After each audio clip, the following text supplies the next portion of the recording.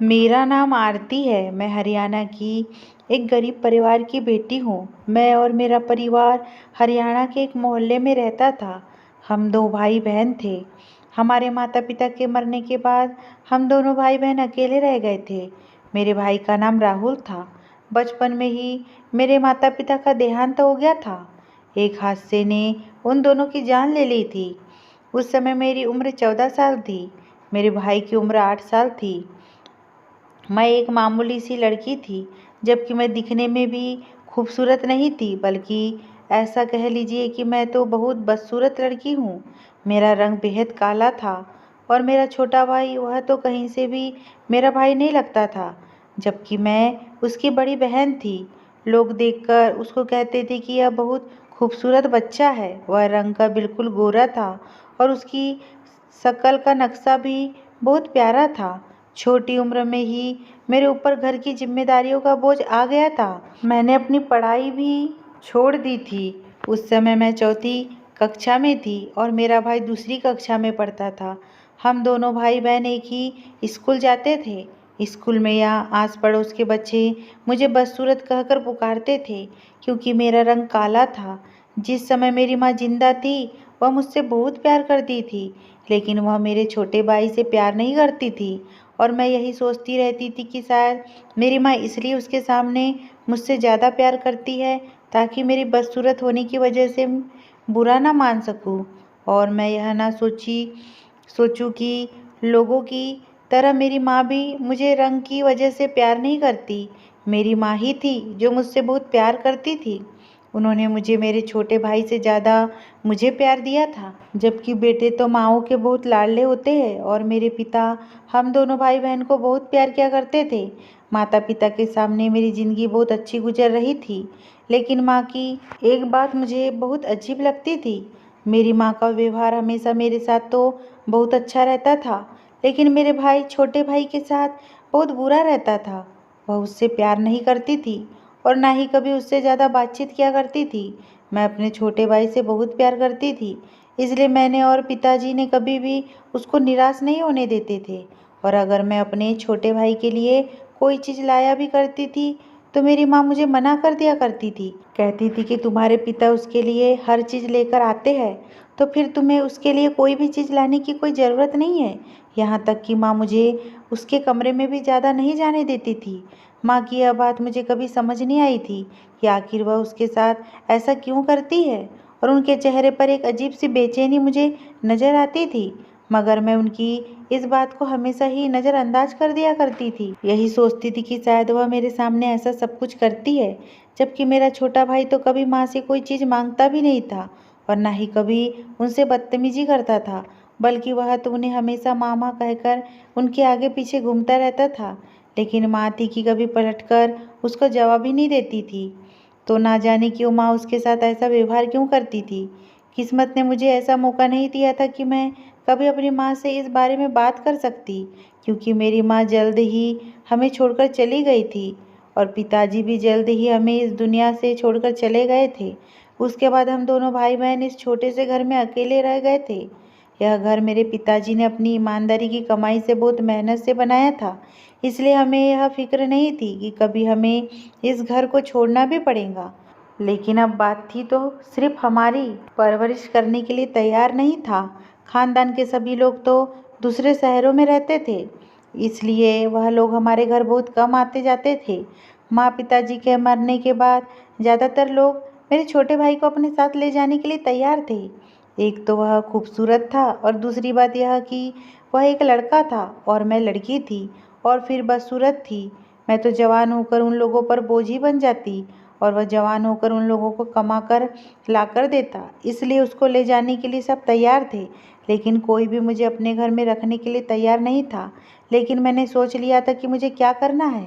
मैंने सोच लिया था कि मैं और मेरा छोटा भाई कभी भी किसी के ऊपर बोझ नहीं बनेंगे।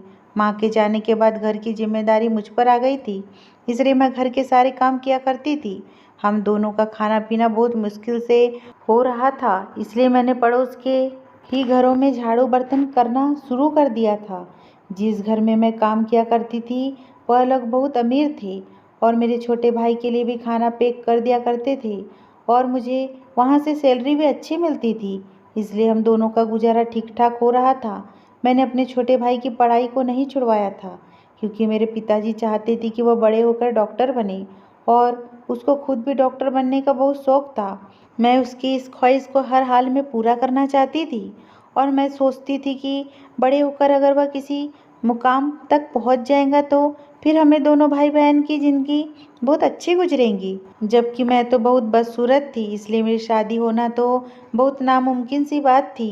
वैसे भी हम दोनों के सर पर माँ बाप का हाथ भी नहीं था। माता पिता के चले जाने के बाद मैंने अपने छोटे भाई के अच्छे फ्यूचर को ही अपनी ज़िंदगी का सबसे बड़ा मकसद बना लिया था। मैं उसकी हर ख्वाहिश को पूरा करने की कोशिश करती थी। मैं उसके लिए वो सब कुछ करना चाहती थी जो मेरे पिता जीते जी उसके लिए करना चाहते थे।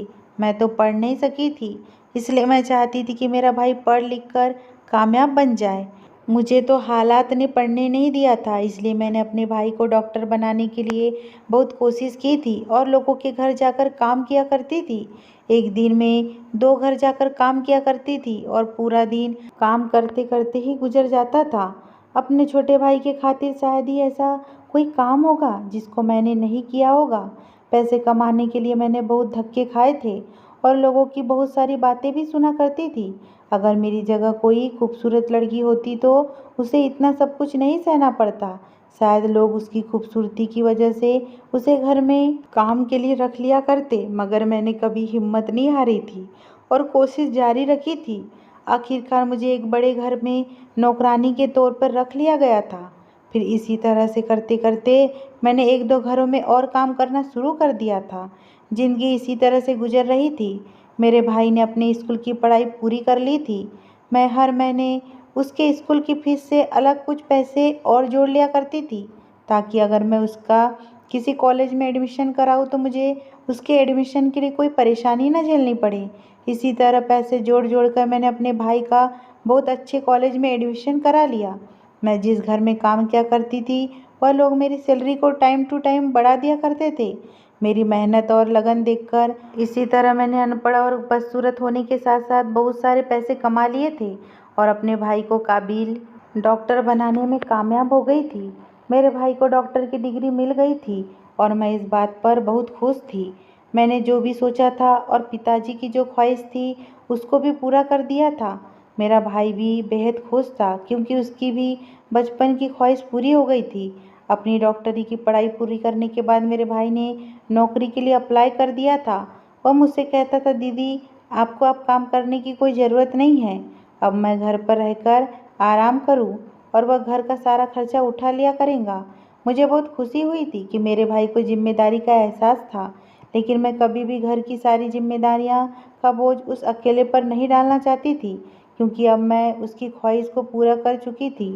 तो अब मैं चाहती थी कि कोई अच्छी सी लड़की देखकर उसकी शादी कर दूं। मैं नहीं चाहती थी कि किसी भी परेशानी की वजह से आगे चलकर उसकी आने वाली ज़िंदगी में रुकावट आए, क्योंकि जैसे मैंने अपनी ज़िंदगी बर्बाद कर ली थी, मैं नहीं चाहती थी कि वह भी मेरी तरह कुंवारा रहकर अपनी पूरी ज़िंदगी अकेले गुजारे। इसलिए मैं चाहती थी कि अपने छोटे भाई की शादी जल्द से जल्द कर दूं, लेकिन उसने मुझे बहुत मजबूर कर दिया था और इसलिए उसकी बात को मानते हुए मैंने अब लोगों के घरों में काम करना छोड़ दिया था और घर पर रहकर आराम करती थी। मेरे भाई को बहुत अच्छी और बहुत बड़े अस्पताल में नौकरी मिल गई थी। वह अस्पताल शहर का सबसे बड़ा, सबसे महंगा और सबसे बड़ा अस्पताल था और मेरे भाई की सैलरी भी अच्छी थी। मेरे भाई ने अपनी जॉब पर जाना शुरू कर दिया था और देखते ही देखते हमारे घर में पैसों की कोई कमी नहीं बची थी। धीरे धीरे हमारे हालात भी बदलते चले जा रहे थे। मेरा भाई इतना पैसा कमा कर लाता था कि मैं उसको देखकर हैरान रह गई थी कि आखिर इतना पैसा वो कहाँ से लेकर आता है। लेकिन उसकी सैलरी के बारे में मैं जानती थी। उसकी सैलरी ज़्यादा थी, लेकिन इतनी ज़्यादा भी नहीं। उसने अपने लिए एक बाइक, आईफोन, घर में हर तरह के आराम की चीज़, बल्कि अब तो वह यह भी चाहता था कि वह अपना एक अलग मकान बना ले। मैं उसकी तरक्की पर बहुत खुश थी, लेकिन दिल ही दिल मैं यह भी सोचती रहती थी कि अचानक से उसके पास इतना पैसा कहाँ से आ गया। जब मैं उससे पूछती तो वह मुझे यही बताता था कि वह इसके अस्पताल के बाद किसी और अस्पताल में भी जाकर काम करता है और वहाँ पर भी उसकी सैलरी बहुत अच्छी है। इसलिए मैं चुप हो जाती थी और उससे कोई भी सवाल नहीं करती थी। लेकिन एक दिन जब वह अस्पताल से वापस आया तो वह मुझसे कहने लगा कि मैं आपके लिए एक खुशखबरी लाया हूँ। मैंने उससे पूछा, मेरे लिए क्या खुशखबरी है? तो कहने लगा कि मैं आपके लिए एक बहुत स्पेशल क्रीम लेकर आया हूँ, क्योंकि मैं दिखने में बहुत बदसूरत थी और मेरा रंग भी बहुत काला था। इसलिए राहुल ने मुझे वह स्पेशल क्रीम लाकर दी थी। उसका कहना था कि मैं रोज रात को सोने से पहले इस क्रीम को अपने चेहरे पर लगाकर सो जाया करूं और मैं बहुत जल्दी गोरी और खूबसूरत हो जाऊंगी। उसका कहना था कि मैं खूबसूरत हो जाऊंगी तो वह मेरे लिए अच्छा सा लड़का देखकर मेरी शादी करवा देगा। और वह मुझसे कहता था कि दीदी, आपने मेरे लिए बहुत कुछ किया है, इसलिए मेरा फर्ज बनता है कि मैं आपके लिए भी कुछ कर सकूं। मैं उसकी सारी बातें सुनकर बहुत खुश हो गई थी, इसलिए मैंने उसके हाथ से वह क्रीम ले ली।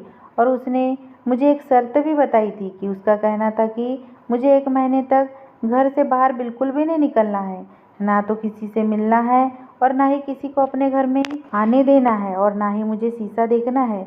मैं सुनकर हैरान तो हो गई थी, लेकिन मेरे पास अपने भाई की बात मानने के अलावा कोई और रास्ता भी तो नहीं था। और मैं भी यही चाहती थी कि मैं भी खूबसूरत बन जाऊँ। अपनी पूरी ज़िंदगी में मैंने लोगों की बहुत सारी बातें सुनी थी और ताने भी सुने थे, और अगर मैं सच में खूबसूरत बन जाती तो शायद मेरी ज़िंदगी बदल सकती थी। मैं रोज़ उस क्रीम को अपने चेहरे पर लगाने लगी थी और ना तो घर से बाहर जाती थी और ना ही किसी को घर में आने दिया करती थी। मेरा भाई सुबह-सुबह ही घर से अस्पताल जाने के लिए निकल जाता था और उसके जाते ही मैं दरवाज़ा अंदर से अच्छी तरह से बंद कर लिया करती थी। और वैसे भी हमारे घर पर कोई ज़्यादा आता-जाता भी नहीं था, क्योंकि हम दोनों भाई-बहन अकेले रहते थे। आस-पड़ोस के लोग भी कम से कम आया करते थे। इस क्रीम को लगाते हुए मुझे 5 दिन गुजर गए थे, लेकिन मुझे अपने चेहरे पर कुछ अजीब-अजीब सा महसूस होने लगा था। मेरा दिल तो चाहता था कि मैं अपने भाई की गैर मौजूदगी में शीशे की तरफ देख लूं, लेकिन जब मैं उसके बारे में सोचती थी तो शीशा नहीं देख पाती थी कि उसने मुझे बहुत सख्ती से मना किया है। हो सकता है इसके पीछे कोई वजह हो, इसलिए इस बात की तरफ सोचते हुए मैं शीशे को नहीं देखती थी और जैसा वह मुझे करने के लिए कहता था मैं वही किया करती थी। मेरा भाई सारा समय घर से बाहर ही रहता था और मैं अकेली ही रहती थी। 2-3 बार मैंने उससे कहा भी था कि वह मुझे एक बार शीशा देखने दे, क्योंकि मुझे अपने चेहरे पर कुछ अजीब सा महसूस होता है, लेकिन मेरे भाई ने मुझे सख्ती से मना कर दिया था। उसका कहना था कि 1 महीने से पहले मुझे शीशा नहीं देखना है, वरना मेरे ऊपर इस क्रीम का कोई असर नहीं होगा और उसकी सारी मेहनत बेकार चली जाएंगी। मैं चुप हो जाती थी, उसकी बात मान लेती थी। अपने भाई की ये बातें सुनकर मैं रोज़ शीशा देखने के इरादे को अपने दिल से निकाल दिया करती थी। कुछ दिन और इसी तरह से गुजर गए थे कि मुझे अपने चेहरे से और भी ज़्यादा उलझन होने लगी थी। अब तो मुझे ज़्यादा ही अपने चेहरे पर अजीब सा महसूस होने लगा था, लेकिन अब मेरे लिए बर्दाश्त करना मुश्किल हो गया था। इसलिए एक दिन जब मेरा भाई घर से अस्पताल के लिए निकला तो उसके जाते ही मैंने दरवाज़ा अंदर से बंद कर लिया और खुद घर के अंदर वापस आ गई थी। और मैंने अपने भाई के जाते ही शीशा देखा तो मेरे पैरों तले से ज़मीन निकल गई थी। मेरा चेहरा बहुत लाल हो गया था और मेरे चेहरे पर कोई अजीब तरह की एलर्जी सी हो गई थी, जिसके निशान और दाने बन गए थे। मैं तो पहले से ही बहुत बदसूरत थी और मेरा रंग भी काला था, और अब ऊपर से जो मेरे भाई ने मुझे क्रीम लगाने के लिए दी थी, उस क्रीम ने तो मेरे चेहरे को और भी ज़्यादा बदसूरत बना दिया था। इतना बदसूरत बना दिया था कि मैंने खुद को देखा था तो मेरी चीख निकल गई थी। मुझे बहुत हैरत हो रही थी कि आखिर मेरे भाई ने मेरे साथ ऐसा क्यों किया था। अब मुझे बड़ी बेसब्री से अपने भाई के घर आने का इंतज़ार था, लेकिन मेरे साथ जो हुआ था वो मेरे लिए बहुत बड़ा सदमा था, क्योंकि मेरे इस सवाल का जवाब सिर्फ वही दे सकता था। बार-बार मुझे यह अफ़सोस हो रहा था कि मुझे उसकी बात माननी ही नहीं चाहिए थी। अगर मुझे उसके बारे में पहले ही पता चल गया होता तो मैं उसकी बात को नहीं मानती। सुबह से दोपहर और दोपहर से शाम हो गई थी, लेकिन अभी तक मेरा भाई घर पर वापस नहीं आया था। शाम तक वो घर पर वापस लौट आता था, लेकिन आज तो वह बहुत ज़्यादा लेट हो गया था। यह क्रीम अच्छी नहीं है, तो उसने मुझे यह क्रीम लगाने के लिए क्यों दी थी? बहुत सारे सवाल मेरे दिमाग में आ रहे थे, जिनके जवाब सिर्फ मेरा भाई ही दे सकता था। बहुत देर तक मैं उसका इंतज़ार करती रही, लेकिन थोड़ी देर के बाद मेरा भाई घर पर वापस आ गया था। उसके घर आते ही मेरे सबसे पहला सवाल यही था, तुमने मेरे साथ ऐसा क्यों किया?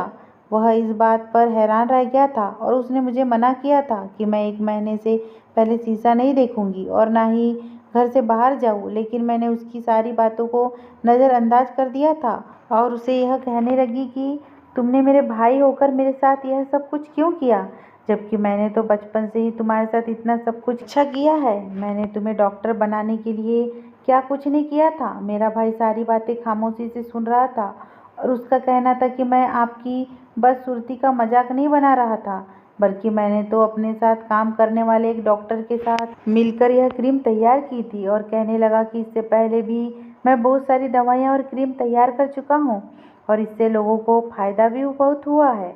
और अब मैंने यह क्रीम तैयार की है, इसको जो भी लगाएगा वह गोरा हो जाएगा। लेकिन सबसे पहले मुझे इस क्रीम को आजमाने के लिए किसी इंसान की ज़रूरत थी। आखिर किस पर यह क्रीम आजमाया जाए ताकि हमें पता चल सके कि यह क्रीम हमने सही बनाई थी या फिर इसमें कोई परेशानी तो नहीं आ रही है। राहुल ने बताया कि मेरे चेहरे को देखकर उसको अंदाज़ा हो गया था कि जो क्रीम उन्होंने बनाई है वह इस काबिल नहीं है कि लोगों को गोरा कर दिया जाए। इसके बाद उसने मेरा हाथ पकड़ा और मुझे घसीटते हुए कमरे में लेकर चला गया और कमरे में ले जाने के बाद मुझे कहने लगा, आज के बाद तुम इसी कमरे में बंद रहूंगी और घर से बाहर अपना एक कदम भी नहीं निकालूंगी। उसने बताया कि जो वह रोज़ ढेर सारे पैसे घर लेकर आता था और मैं उससे पूछा करती थी कि तुम्हारे पास इतना सारा पैसा कहाँ से आता है, तो उसकी वजह यह है कि वह पैसा इसी वजह से आ रहा था। अस्पताल के एक डॉक्टर के साथ मिलकर मैं ऐसी दवाइयाँ और क्रीम को बनाता हूँ और लोगों को बेच दिया करता हूँ। और तुमसे पहले मैं किसी और पर एक्सपेरिमेंट किया करता था, लेकिन अब मुझे एक ऐसा इंसान मिल गया है जिस पर मैं अपनी बनाई हुई चीज़ों को एक्सपेरिमेंट कर सकता हूँ। यह सुनकर मुझे बहुत हैरानी हुई थी और मेरी आंखों से आंसू आ गए थे। उसने मुझे बताया कि अब से जो भी दवाइयाँ बनाया करेगा मुझ पर ही एक्सपेरिमेंट किया करेगा और अगर वह एक्सपेरिमेंट मुझ पर कामयाब हो जाया करेगा तो वह आगे उस दवाई को बेचकर पैसा कमाया करेगा। वैसे भी उसका कहना था कि उसे आगे मेरी कोई ज़रूरत नहीं है और वह जिस मकाम पर पहुंचना चाहता था पहुंच चुका था और इसलिए मैं घर में पड़े किसी फालतू के सामान के बराबर थी। और उसके बाद उसने मुझे अपने एक्सपेरिमेंट के लिए इस्तेमाल करना शुरू कर दिया था। मुझे हैरत तो इस बात की हो रही थी कि मेरे अपने सगे भाई मेरे साथ यह सब कुछ कर रहा था। मैं उसके कमरे में बैठकर रोती रहती थी और सारा सारा दिन शीतन कमरे में बंद रहती थी। फिर एक दिन ऐसा हुआ कि मेरा भाई कमरे का दरवाज़ा बंद करना भूल गया था और मैं उस कमरे से बाहर निकली। मुझे अपनी माँ की बहुत याद आ रही थी। जब मैं माँ के कमरे में गई तो मैं उनकी अलमारी खोली तो मुझे उसके अंदर एक बॉक्स रखा हुआ मिला था। उस बॉक्स पर कभी मेरी नज़र नहीं पड़ी थी। मैंने उस बॉक्स को खोला तो उसमें बहुत सारी तस्वीरें थी और एक डायरी भी रखी हुई थी। मैंने उस डायरी को खोला तो उसमें लिखा हुआ था कि राहुल मेरा सगा भाई नहीं है। यह पढ़कर हैरान रह गई थी कि अगर राहुल मेरा सगा भाई नहीं है तो फिर कौन है। मैंने आगे पढ़ा और उसमें यह लिखा हुआ था कि वह मेरे पिता की दूसरी पत्नी का बेटा है, इसलिए मेरी माँ उससे ज़्यादा प्यार नहीं करती थी और इसलिए वह शक्ल से खूबसूरत भी था, क्योंकि मेरी माँ की जो सौतन थी वह भी बहुत खूबसूरत थी और मेरी माँ तो सिर्फ मामूली सी शक्ल सूरत की थी। इसलिए मैं अपनी माँ पर गई थी और वह अपने माँ पर गया था। उस डायरी में यह भी लिखा हुआ था कि उस औरत के खूबसूरत होने की वजह से ही मेरे पिता ने उस औरत से दूसरी शादी की थी।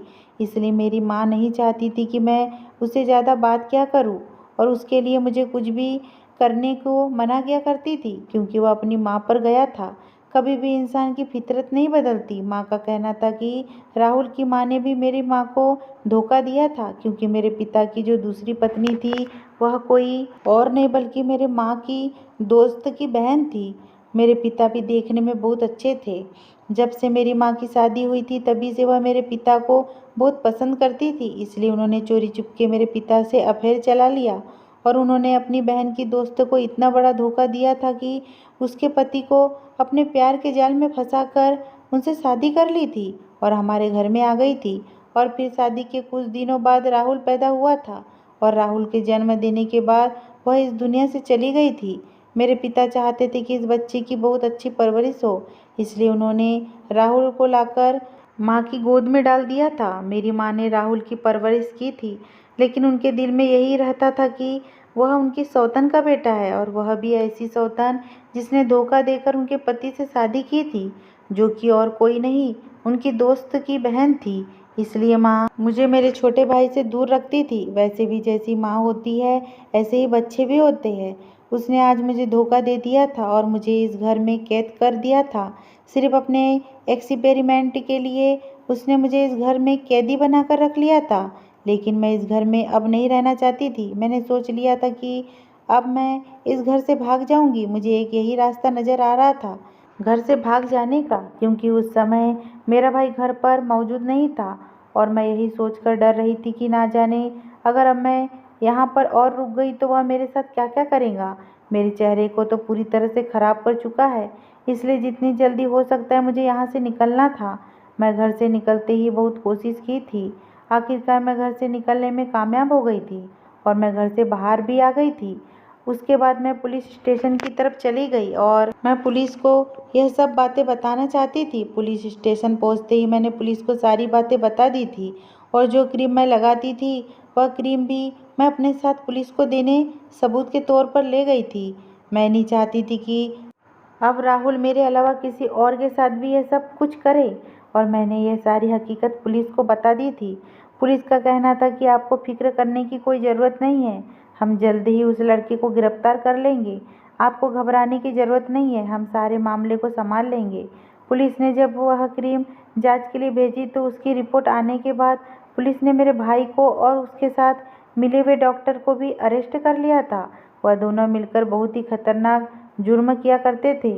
यहाँ तक कि वह लोगों के ऑपरेशन के बहाने से उनकी बॉडी पार्ट निकालकर उन्हें बेच दिया करते थे और उन पर अजीब अजीब तरह के एक्सपेरिमेंट करते थे, और ऐसे एक्सपेरिमेंट करते थे कि कोई सोच भी नहीं सकता था। उन्होंने अपने हॉस्पिटल में एक अलग से रूम बनवाया हुआ था। वहाँ पर ऐसे लोगों को रखा हुआ था जिनका कोई जानने वाला नहीं होता था, और यह लोगों को यह कहकर टाल दिया करते थे कि वह मर गए हैं, या फिर और कोई और बहाना बना देते थे। वह दोनों दौलत के लालच में इतना सब कुछ कर रहे थे और इतने बड़े जुर्म को अंजाम दे रहे थे। उनकी बहुत सारी दवाइयाँ तो ठीक भी होती थी, जबकि बहुत सारी गलत भी हो जाया करती थी, और उनके एक्सपेरिमेंट फेल हो जाते थे जिनके नुकसान उनको भुगतने पड़ते थे। मुझे अपने भाई की असलियत समझ आ गई थी। वह कभी भी मुझसे प्यार नहीं करता था, बल्कि उसने तो मुझे अपने मकसद के लिए इस्तेमाल किया था। पुलिस ने उसे अरेस्ट कर लिया और उसके साथ मिले हुए जितने भी डॉक्टर थे उनको भी जेल हो गई थी, और मैं अपने घर वापस आ गई थी। अब मैं अपने इस घर में अकेली रहती हूँ। मुझे अपने भाई की बहुत याद आती थी, लेकिन मैं उसे जेल में मिलने जाना चाहती थी। एक बार मैं उससे मिलने भी चली गई थी तो उसने मुझे देखकर मुझसे माफ़ी मांगी थी और मेरे आगे हाथ जोड़कर खड़ा हो गया था। बस रो रो कर गिड़गिड़ा कर मुझसे यही कह रहा था कि मैं किसी भी तरह उसे यहाँ से बाहर निकाल दूँ और वह बाहर आकर मेरा सारा नुकसान पूरा कर देगा। लेकिन इस मामले में मैं उसे माफ़ नहीं कर सकती थी। अगर बात सिर्फ मुझ तक होती तो मैं उसे माफ़ भी कर दिया करती, लेकिन उसने मेरे अलावा भी बहुत सारे लोगों को तकलीफ़ पहुँचाई थी, उनके साथ बहुत बुरा किया था। ऐसे में मैं उसको माफ़ नहीं करना चाहती थी, क्योंकि वह सारे लोग भी उसको माफ़ करने के लिए तैयार नहीं थे। उसे हर हाल में अपनी सज़ा पूरी करनी थी। ज़िंदगी इसी तरह से गुजर रही थी, और फिर एक दिन हमारे पड़ोस में एक किराएदार रहने आ गए थे। उनका एक बेटा था, उसकी उम्र लगभग मेरी उम्र के बराबर ही होगी। एक दिन मेरी तबीयत बहुत ख़राब हो गई थी, मैं घर में अकेली बीमार पड़ी हुई थी। तभी उस लड़की की बहन हमारे घर आई और उसे किसी चीज़ की ज़रूरत थी, लेकिन जब उसने मेरी तबीयत ख़राब देखी तो वह अपने घर जाकर अपने परिवार वालों को बुलाकर लाई। उसका भाई मुझे रिक्शे में बिठाकर अस्पताल लेकर गया और वहाँ जाकर उन्होंने मेरा इलाज करवाया। मेरी तबीयत ठीक हो गई थी। डॉक्टर ने बताया था कि तुम्हारा 3 महीने का इलाज है, और उन्होंने कहा था कि मैं तुम्हारा चेहरा भी ठीक कर दूंगा। उस लड़के ने लगातार डॉक्टर से मेरा इलाज करवाया था। हर हफ्ते वह मुझे खुद ही डॉक्टर के पास लेकर जाता था। उसके परिवार को और उस लड़के को मैं पसंद आ गई थी। उस लड़के का कहना था कि वह मुझे पसंद करता है और उसका परिवार भी। एक दिन उसे लड़की की माँ और बहन मेरे घर आई और मुझसे कहने लगी, हमारा बेटा तुमसे शादी करना चाहता है। मैंने उनको अपने बारे में सब कुछ बता दिया था। उन्होंने कहा था कि कोई बात नहीं, मेरे बेटे की उम्र भी बहुत ज़्यादा है, उसकी भी शादी नहीं हो पा रही है, इसलिए मैं चाहती हूँ कि तुम दोनों आपस में शादी कर लो और अपनी ज़िंदगी गुजार लो। उन्होंने मुझसे जवाब मांगा था। मैंने अपनी ज़िंदगी के बारे में सोचते हुए उनको हाँ में जवाब दे दिया था। कुछ ही दिनों बाद मेरी शादी उस लड़के से हो गई। अब हम दोनों बहुत खुश रहते हैं, बल्कि मैं तो यह सोचती थी कि मैं अकेले ही अपनी ज़िंदगी को गुजारूंगी। आखिर तकदीर का लिखा हुआ कोई नहीं बदल सकता। मेरी किस्मत में मेरे ही जैसा लड़का लिखा हुआ था, जिसने मुझे दुनिया भर की खुशियाँ दे दी थी। मुझे तो ऐसा लगता था कि मुझे कोई पसंद नहीं करेगा, लेकिन मैं यही नहीं जानती थी कि एक दिन ऐसा आएगा कि मेरे ही घर के करीब में रहने वाला लड़का मुझे पसंद कर लेगा। मैंने अपनी ज़िंदगी से यही सबक सीखा था कि कभी भी हमें अपने आप से नफरत नहीं करनी चाहिए। हमारा रंग रूप जैसा भी है वह ईश्वर की तरफ से हमें तोहफे में मिला है, इसलिए अपने रंग रूप को बदलने की कोशिश ना करें, क्योंकि अक्सर ऐसी कोशिशें इंसान को बहुत बड़ी परेशानी में डाल देती है। कुदरत के कामों में बदलाव नहीं लाना चाहिए, वरना हमें उसकी बहुत बड़ी सजा भुगतनी पड़ जाती है, जैसा कि मेरे साथ हुआ था। अगर मैं अपने भाई की बात नहीं मानती, गोरे होने के लालच में आकर उस क्रीम को अपने चेहरे पर ना लगाती, तो कभी भी मेरे साथ यह ना होता जो मेरे साथ हुआ। अगर ये स्टोरी आपको पसंद आई हो दोस्तों, तो प्लीज़ मेरे चैनल को सब्सक्राइब करना ना भूलें।